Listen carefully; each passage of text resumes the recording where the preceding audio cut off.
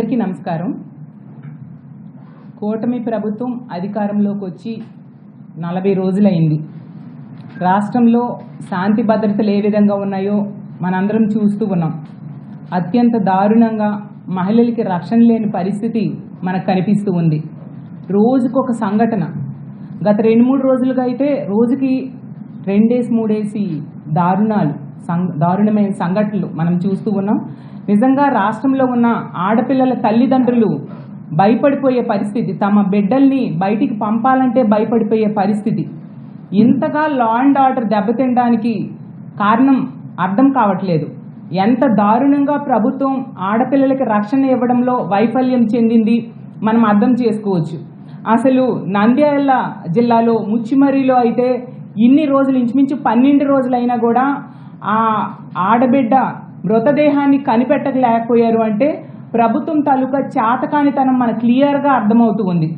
కనీసం ఈ రోజు కూడా ముఖ్యమంత్రి గారు కానీ, డిప్యూటీ సీఎం గారు కానీ, హోమ్ మినిస్టర్ గారు కానీ, మంత్రులు కానీ ఎవరు ఆ కుటుంబానికి పరామర్శకు వెళ్ళలేదంటే ఎంత దారుణం వైఫల్యం, ఎంత దారుణమైన నిర్లక్ష్యం మనకు అర్థం అవుతూ ఉన్న పరిస్థితి మనం చూసాం. అలాగే తీసుకుంటే ఈ కూటమి ప్రభుత్వం అధికారంలోకి వచ్చిన దగ్గర నుంచి కూడా బుల్డోజర్ సంస్కృతి, బుల్డోజర్లతో వైఎస్ఆర్ కాంగ్రెస్ పార్టీ ఆఫీసుల్ని, అలాగే వైఎస్ఆర్ కాంగ్రెస్ పార్టీ నాయకుల తాలూకా బిల్డింగ్స్ని కొట్టడం మీద దృష్టి పెడుతూ ఉన్నారు కదా. మరి ఆడపిల్లల్ని ఎంత దారుణంగా హత్యలు, అత్యాచారాలు చేస్తున్న వాళ్ళ మీద ఈ బుల్డోజర్స్ని ఎందుకు ఉపయోగించడం లేదు అని నేను అడుగుతూ ఉన్నాను. అసలు ఈరోజు తీసుకుంటే గత కొద్ది రోజులుగా ఇన్ని సంఘటనలు జరుగుతూ ఉన్నా ఎవరు కూడా స్పందించట్లేదు, ఒక రివ్యూలు పెట్టట్లేదు. నిన్ననే క్యాబినెట్ మీటింగ్ అయింది. క్యాబినెట్ మీటింగ్లో దీని మీద ఎందుకు చర్చించలేదు, ఏం చర్యలు తీసుకుంటామో అని ఏ విషయం కూడా మాట్లాడిన పరిస్థితి. అంటే ఆడపిల్లల తాలూకా రక్షణ అనేది అంత ప్రాధాన్యత లేని అంశమా మీ కూటమి ప్రభుత్వానికి అని నేను అడుగుతూ ఉన్నాను.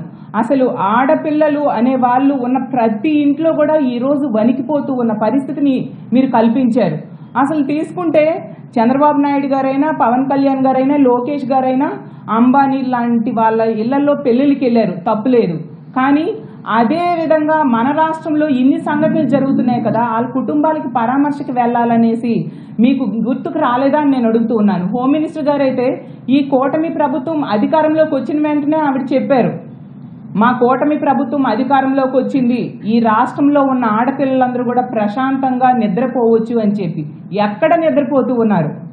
హోమ్ మినిస్టర్ గారి సొంత నియోజకవర్గంలోనే మనం చూసాం, 2 ఆడోళ్ళకి బట్టలు చించి తెలుగుదేశం పార్టీ నాయకులు, కార్యకర్తలే కొట్టారు. అలాగే పక్క నియోజకవర్గం, అదే జిల్లా, అనకాపల్లి జిల్లా పక్క నియోజకవర్గం రాంబిల్లి మండలంలో దర్శిని అనే అమ్మాయికి గొంతు కోసి చంపేశాడు. అసలు ఆ చంపిన సురేష్ అనే వ్యక్తి పోక్సో కేసు కింద